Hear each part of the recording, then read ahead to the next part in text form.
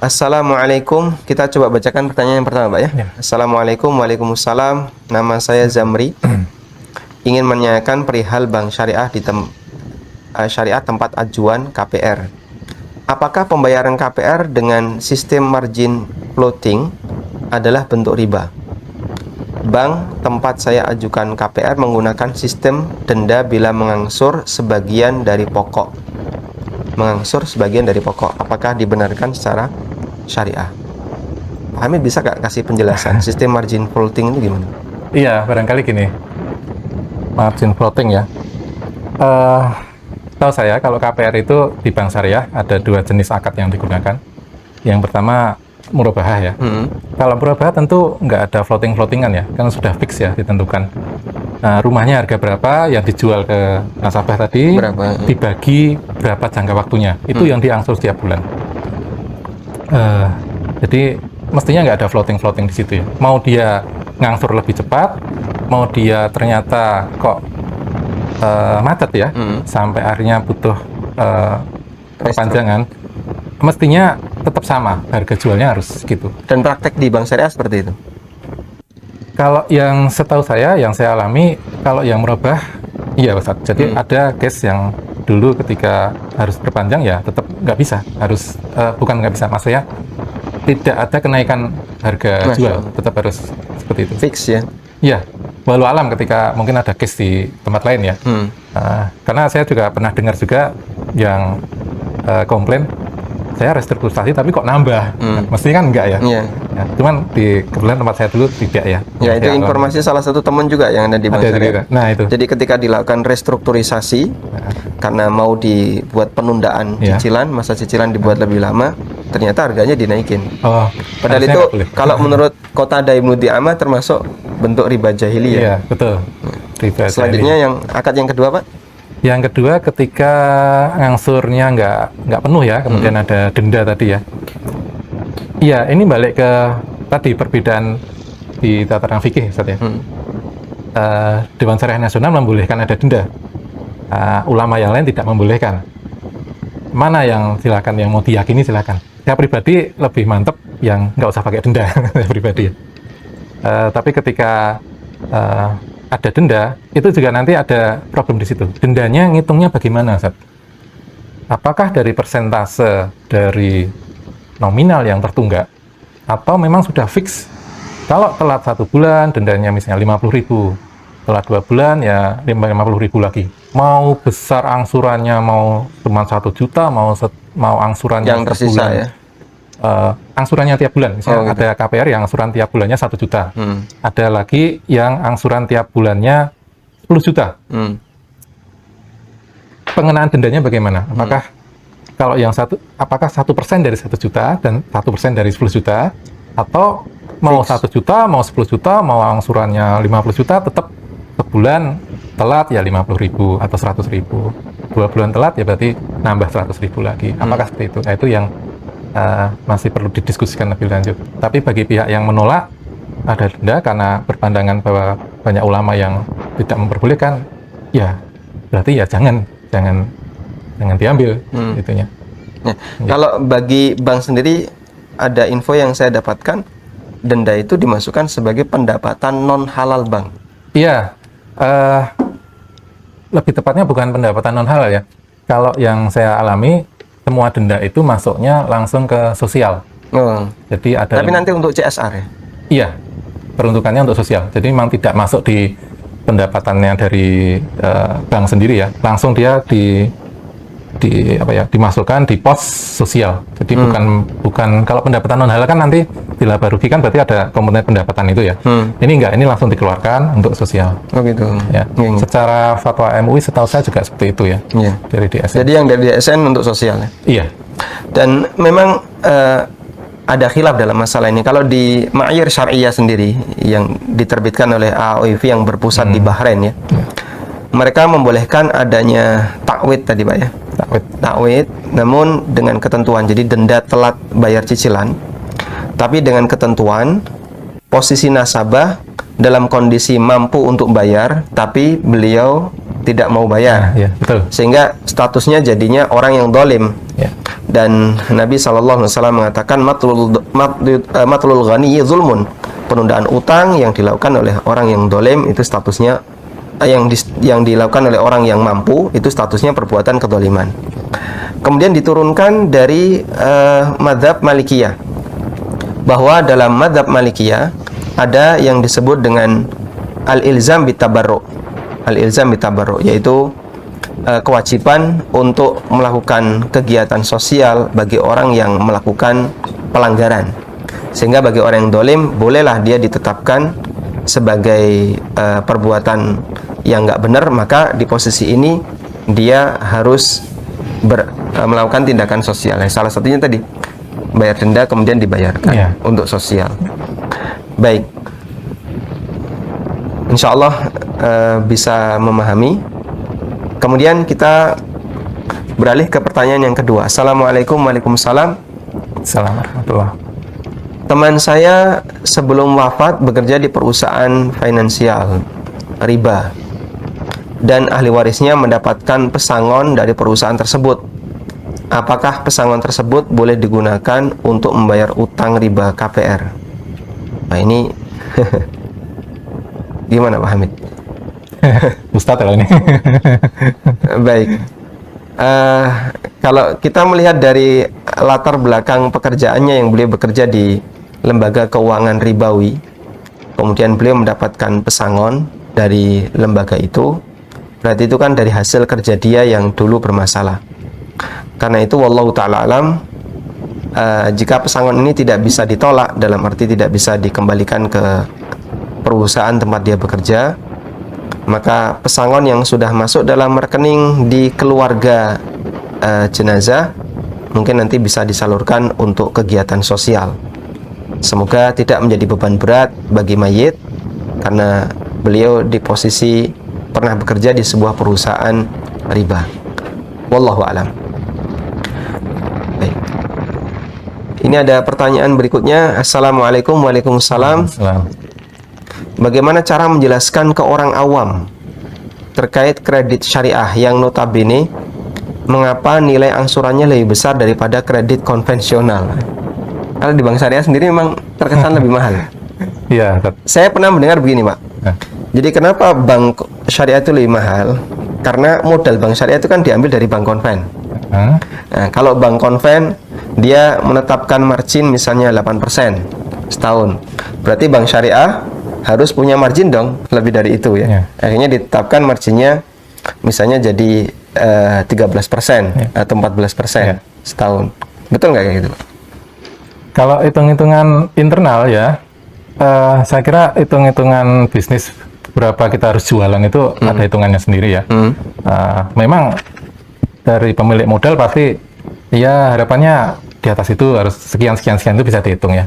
Cuman menjawab pertanyaan tadi, mengapa tadi ya kredit atau KPR di syariah kok cenderung lebih mahal daripada di konvensional? Yang pertama saya jelaskan bahwa sebetulnya masalah mahal ataupun murah itu kalau menurut saya memang nggak ada kaitannya apakah itu syariah apa tidak ya. Betul kan ya Ustaz ya. Artinya yang penting akadnya, rukunnya, syaratnya itu terpenuhi saja. Itu aja dulu. Baru nanti bicara masalah tarif atau pricing atau nilainya. Ya. Tentu kita nggak mau kalau misalnya kita bertransaksi secara haram, kalau itu lebih murah, walaupun lebih mahal, kalau itu halal, ya tentu harusnya kita tempuh ya. Nah, tapi memang kenyataan di lapangan, secara umum ada yang lebih mahal, ada yang memang lebih murah, Ustaz. Jadi ini masalah hitung-hitungan bisnis saja menurut saya. Ketika satu bank dia bisa lebih sudah efisien, dalam arti bank itu kan ada biaya operasional ya, itu dia bisa efisien, tentu dia menjualnya bisa lebih murah, karena dia sudah tercapai efisiensi. Tapi ketika mungkin masih baru, masih boros di sana sini, belum established, ya mau nggak mau ya harus lebih mahal untuk nutup itu daripada rugi. Karena di satu sisi mereka akan dituntut oleh nasabah-nasabah yang pada punya tadi deposito tadi, di mana bagi nasabah deposito dia ya tahunya harus lebih banyak daripada yang di konvensional. Jadi dari dua sisi kan berbeda ya. Iya, Dari ini yang di kasihan banget kalau kayak ya, ini harus menuntut, harus lebih besar dong. Sementara yang sini harus lebih murah dong. Nah, ya tadi memang edukasi ke masyarakat juga diperlukan ya. Sama-sama lah ini harus. Itu karyawannya dibutuhkan puasa kayak gitu ya. Jadi dituntut oleh nasabah yang punya dana, Iya. yang kreditor, Iya. punya deposito, Iya. bagi hasil yang syariah harus lebih gede ya, karena syariah.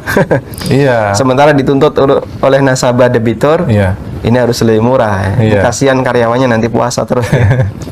Baik, jadi betul sekali bahwasanya yang namanya murah dan mahal itu tidak ada kaitannya dengan masalah syar'inya.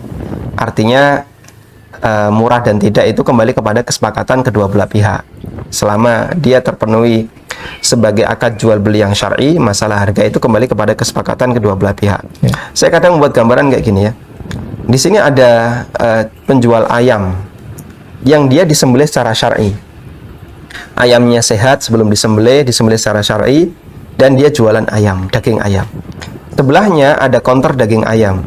Tapi di sini mungkin campur dengan ayam tiren, bangkai yang orang tidak tahu karena baru mati tadi malam, pagi sudah dijual.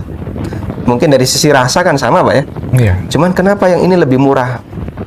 Anda kalau curiga, wah karena di sini kadang kecampuran bangkai, ayam mati tadi malam, kemudian pagi langsung dijual. Yang ini dia kalau yang mati-mati langsung dibuang, nggak kecampuran sepeser pun dengan bangkai. Kira-kira kita sebagai konsumen pilih yang mana? Kalau pakai alasan murah, yang ini per kilo cuman 12.000, yang ini per kilo 22.000, wah selisih 10.000. Anda kok lebih milih kepada yang lebih murah? Nah, ini berarti ada sisi masalah dari akidah. Tapi kalau Anda pilih mahal tidak apa-apa, tapi saya yakin nggak ada unsur yang haram, insya Allah itu sejalan dengan prinsip ingin menyesuaikan diri dengan syariah. Ya meskipun kita berharap sesuai syariah juga murah gitu ya. Iya. Baik, kita lanjutkan. Ada pertanyaan berikutnya. Assalamualaikum. Waalaikumsalam. Tadi disebutkan bahwa DPS di bank syariah itu cenderung hanya mengontrol pusat dan cenderung tidak mengontrol cabang. Mengapa demikian yang terjadi? Apakah karena keterbatasan SDM-nya? Iya. Iya, keterbatasan SDM, Ustaz. Jadi, dan ini sebenarnya pilihan tadi.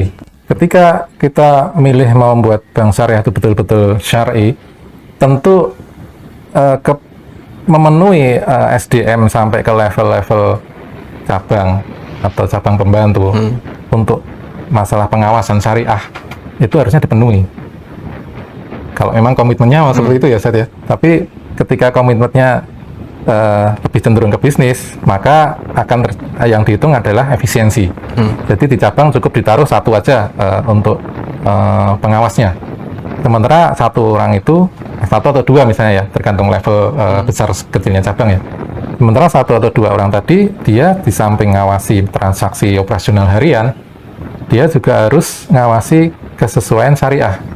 Nah, seperti tadi saya sampaikan, nggak ada waktu untuk misalnya ngecek ke lapangan misalnya, alurnya benar apa enggak nih sebetulnya yang terjadi misalnya, atau mungkin karena saking sibuknya, udah yang penting dokumennya terpenuhi aja deh, nggak ada temuan misalnya. Nah, harapannya kan nggak kayak gitu. Memang menurut saya keterbatasan SDM, tapi ini masalah komitmen sebetulnya. Kalau mau sungguh-sungguh ya taruh di cabang-cabang, tambahi aja orangnya untuk ngawasi kepanjangan tangan dari DPS misalnya. Insya Allah. Dan insya Allah memungkinkan ya untuk dilakukan itu. Iya, paling nggak akan takut lah. Dan dia diberi hak misalnya, hak veto misalnya. Kalau nggak sesuai syariah, tolak itu aja. No discuss untuk masalah itu misalnya. Nah, cuman ya tadi balik ke efisiensi, Pak.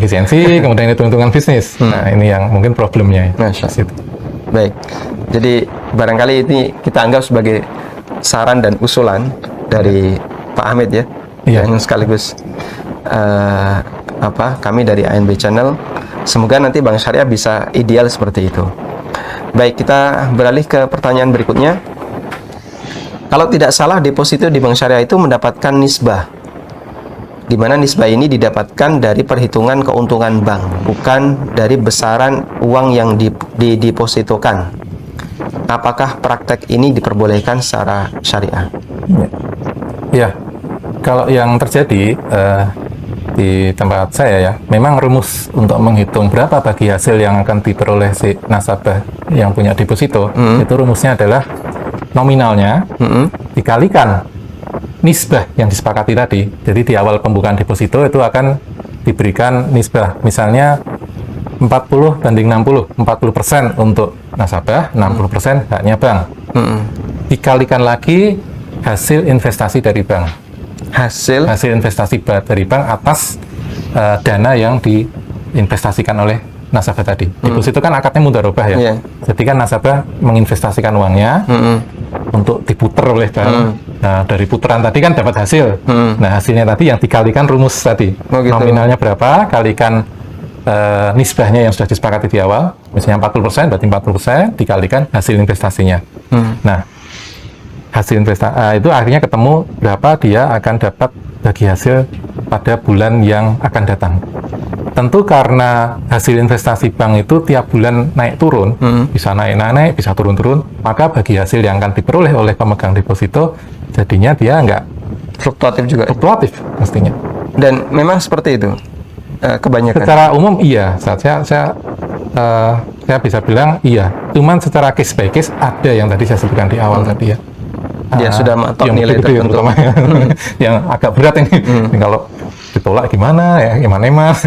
Dianu kok. Udahlah. Nah, tantangannya di situ, Ustaz. Masya Allah. Baik, dan memang tadi sudah kami sampaikan bahwasanya dalam praktek mudharabah yang syar'i tidak boleh ada salah satu pihak yang dia mendapatkan nominal yang tetap ya. Sehingga nominalnya atau hasil harus mengikuti hasil, dan jika hasil itu fluktuatif berarti hasil yang didapatkan oleh investor juga harus fluktuatif. Baik, coba kita buka satu pertanyaan lagi. Assalamualaikum. Waalaikumsalam. Bagaimana dengan akad wadiah? Apakah benar nasabah hanya titip uang atau uangnya digunakan juga oleh bank syariah dan itu diambil keuntungan? Waalaikumsalam warahmatullahi. Jadi kalau yang simpanan dengan akad wadiah, kalau di bank syariah itu kan ada dua ya, wadiah hayat domanah, kemudian wadiah amanah ya. Kalau yang domanah itu memang titipan di mana si nasabah itu sudah mengizinkan untuk bank syariah untuk menggunakan uangnya dipakai untuk diputar ke bisnisnya. Ini yang menarik Ustaz, artinya dulu awal-awal saya ketika di bank syariah itu kan saya sempat beli ada majalah pengusaha muslim ya. Di situ disebutkan bahwa akadnya itu bukan wadiah tapi al-qad sebetulnya itu. Qad ya. Waktu itu saya menentang. Ya bukan qad, ini wadiah titipan itu beda sama qad. Saya menolak waktu itu.